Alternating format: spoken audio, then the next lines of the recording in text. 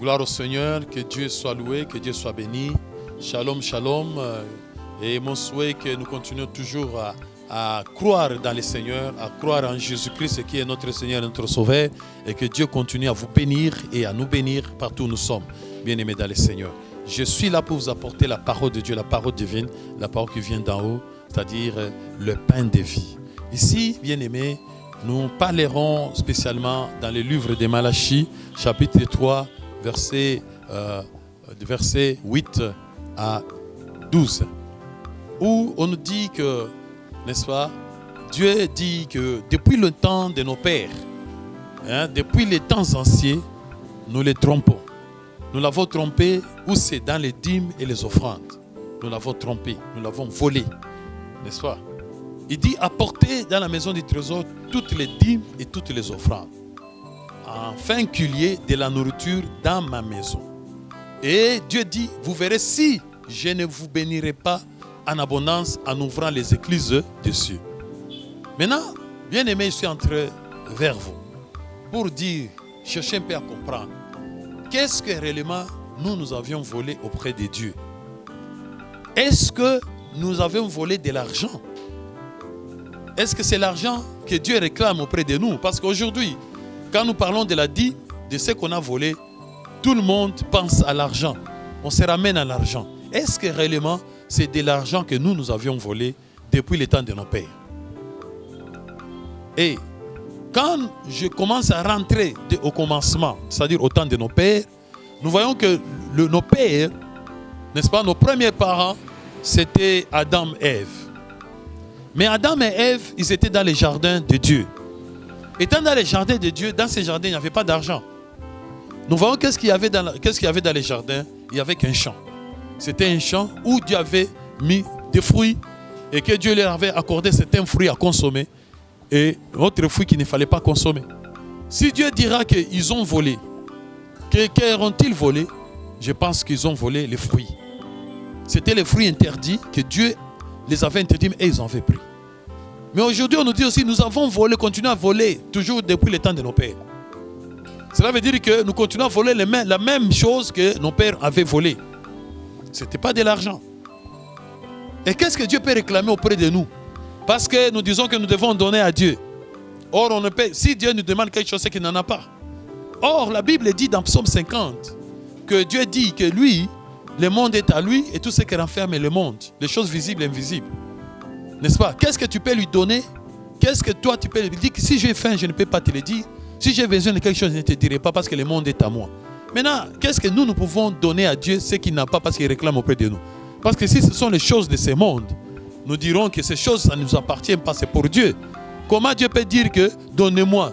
Moi, je n'en ai pas, donne-moi. Je vais offrir à Dieu. Tu vas offrir à Dieu ce qui lui appartient? Non.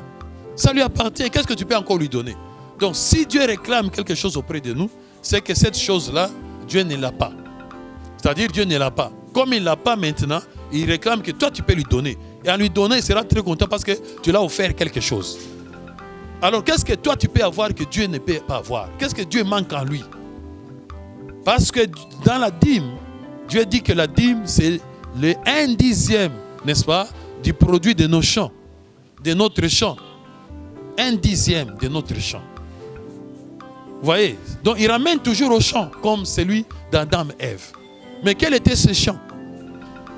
Oui, vous direz que les champs, c'est le travail que vous faites, je ne sais pas quoi. Non, là, je pense que c'est une explication un peu terre à terre, littérale, n'est-ce pas? Mais ceux qui ne travaillent pas, des chômeurs, ceux qui n'ont pas de boulot, de job, est-ce qu'eux n'ont pas le droit ou bien n'auront pas un jour l'occasion de donner la dîme?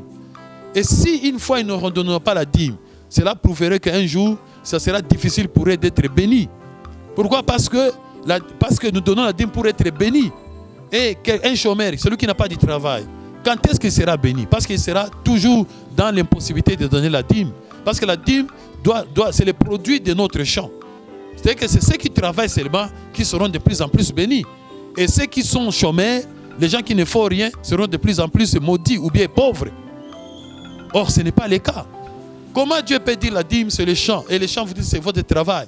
Non, bien-aimés. Je pense que nous devons nous élever pour comprendre aussi cette dimension spirituelle de la parole de Dieu. Et en plus, je vais dire ceci encore. Dieu dira, n'est-ce pas, vous devez apporter votre dîme dans sa maison. Où est la maison de Dieu? Où est la maison de Dieu? Posez-nous la question, où se trouverait la maison de Dieu? Parce que dans les livres des Actes des Apôtres, chapitre 7, verset 48, n'est-ce pas? Acte 24, vous allez lire là-bas, vous trouverez Acte 17, 24. La Bible dit que Dieu n'habite pas dans des temples faits de mains d'hommes. Dieu n'habite pas dans des maisons construites par des humains.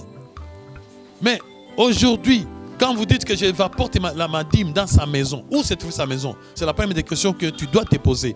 Où se trouve la maison de Dieu? Parce que lui, il n'habite pas dans des maisons construites des mains des hommes.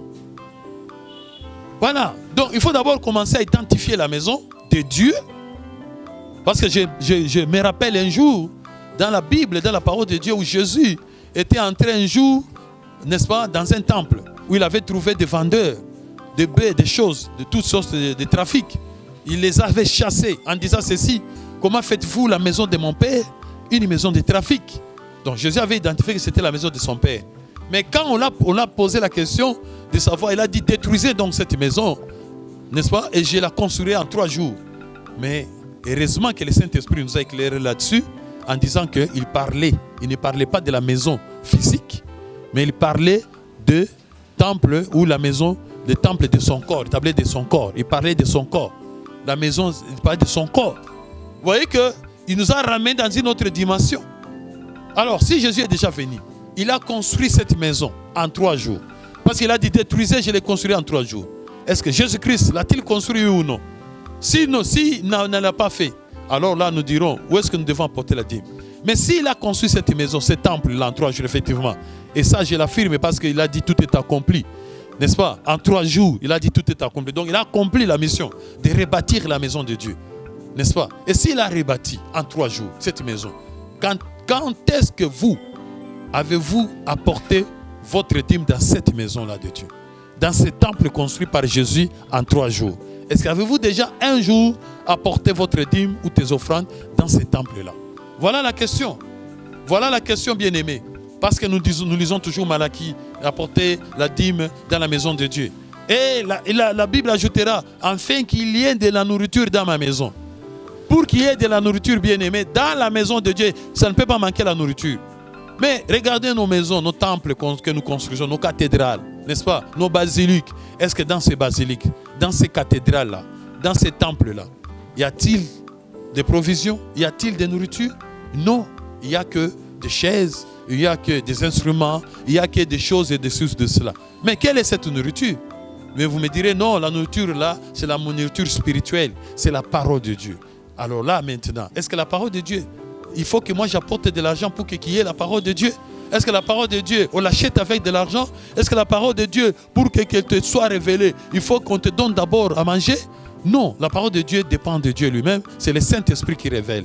Donc, cela veut dire que nous ne sommes pas encore arrivés à comprendre, n'est-ce pas, à entrer dans la profondeur, dans la dimension, n'est-ce pas, de ce que Malachie avait prédit, ce que Malachie avait écrit, ou des écritures de la parole de Dieu, qui nous dit que nous devons porter. Sinon, ce que nous faisons aujourd'hui, nous continuons toujours à tromper Dieu. Cela veut dire quoi? Nous amenons nos dîmes selon la loi, selon l'entendement charnel, selon l'obscurité et l'ignorance, et nous croyons que nous sommes en train de faire ce que Dieu nous a demandé. C'est ce que les autres aussi faisaient, et c'est pour cela que Dieu les avait condamnés en disant: vous me trompez, la nation tout entière. Toute la nation fait la même chose, n'est-ce pas? Ils n'entrent pas dans ma volonté. Ils ne veulent pas comprendre les pensées, ma sagesse, ma volonté réelle. C'est pour cela que Jésus est venu, il a dit: je ne suis pas venu abolir la loi, mais je suis venu accomplir. C'est-à-dire, je suis venu donner le vrai sens. C'est-à-dire, vous montrer réellement quelle est la volonté de Dieu. Qu'est-ce que Dieu attend de vous? Et Jésus, il va terminer, n'est-ce pas, en chérir cela en disant ceci, dans une petite phrase, dans un petit mot, n'est-ce pas, de la Bible, en disant: Dieu est esprit, et ceux qui l'adorent devront l'adorer en esprit et en vérité. Voilà le vrai adorateur que Dieu recherche aujourd'hui. Merci, que Dieu vous bénisse.